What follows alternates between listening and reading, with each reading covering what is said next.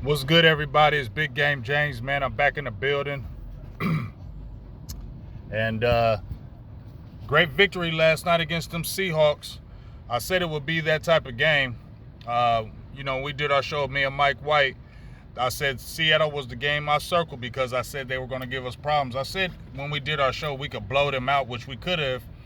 Our defense would have played better. But, hey, you got the win. I knew it was going to be that type of game. I knew Seattle was going to come in there desperate. I knew they were going to get up against us. Pete Carroll's a damn good coach. They had players on offense. You saw what DK Metcalf did. They got some good players on defense. Bobby Wagner, those two corners, Worley and Witherspoon. Jamal Adams. They got some players over there, and I knew they were going to bring it.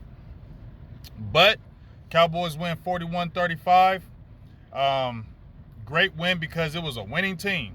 And, that's what everybody was going to say. If Dallas would have lost that game, see, you can't be a winning team. That was going to still be the narrative. So it was a huge win for the fact of that was the narrative that was going to be spoke about was the winning teams. So I love how they came back and won that game. They needed a game like this. And I said this on Twitter that even though I hated this game, Dallas needed a game like this because they had been blowing out everybody at home. They had been dominating at home. Undefeated, 13-game win streak now, I believe. But they had been killing at home and dominating their opponents. They hadn't even trailed at home all year.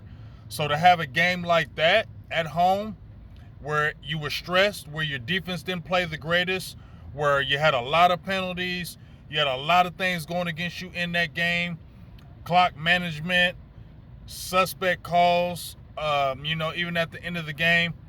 But at the end of the day, you rose above that and won. And that's what they've been talking about with Philly all year. They've been down, but they've been coming back. And Dallas needed a game like that. I feel like they needed a challenge like that. So compare them for the Eagles when Sunday comes. And when they got to go to Buffalo, when they got to go to Miami, and when Detroit comes home. This starts that process. And all I can say is this.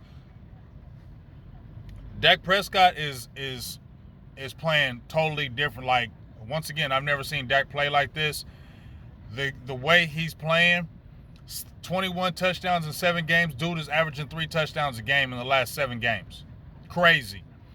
Over 3,000 yards, 26 touchdowns, 6 interceptions, completing like 70.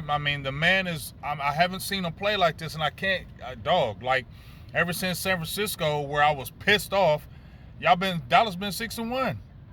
You feel me? With the lone loss against the Eagles, and you really should have won that damn game. You feel me? You should have won that game.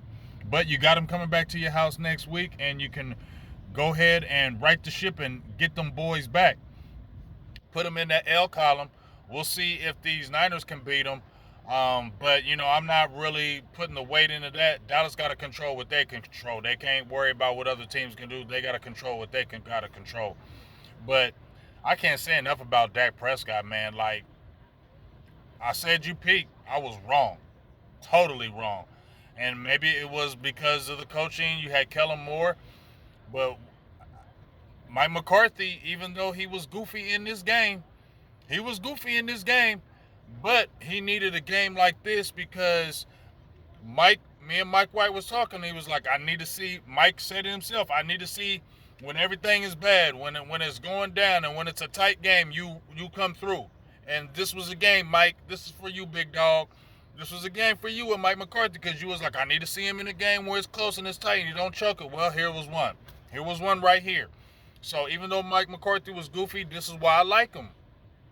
Because our team is just, I feel like it's a different team now with him and Dak. And remember, at the beginning of the season, before even the season started, last year, we did a show on the final word, and I said, ain't no more excuses for Mike McCarthy and Dak. Kellen Moore is gone. They do everything they want. They did everything for you. Now they're running out of excuses. Obviously, we got to see the playoffs, but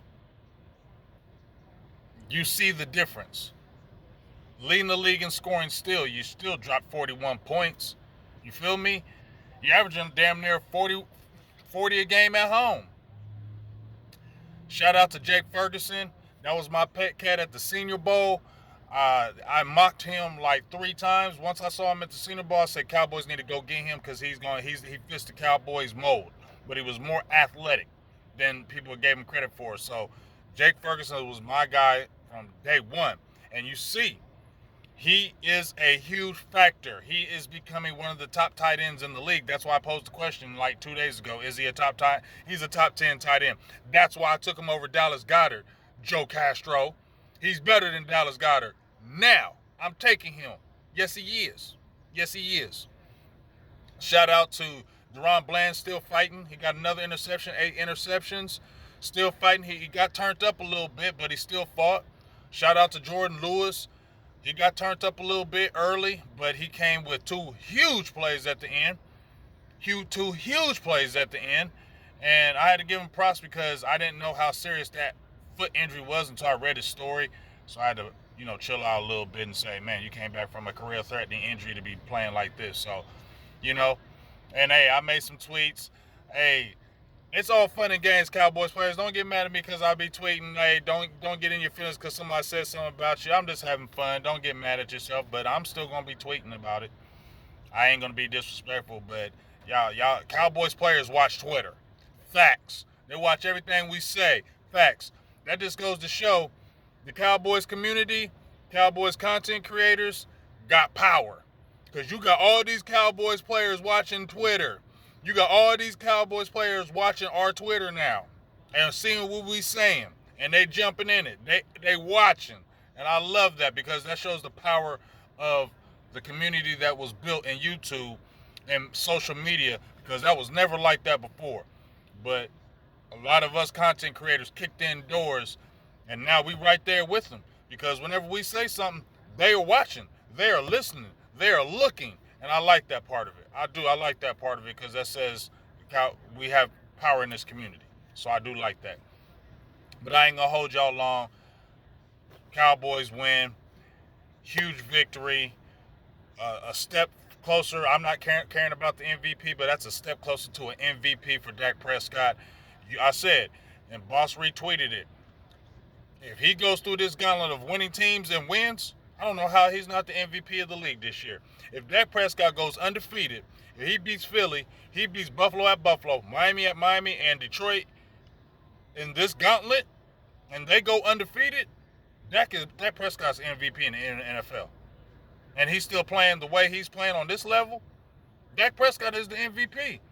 And I said he's going to beat his career high in passing touchdowns. His career high was what, 39?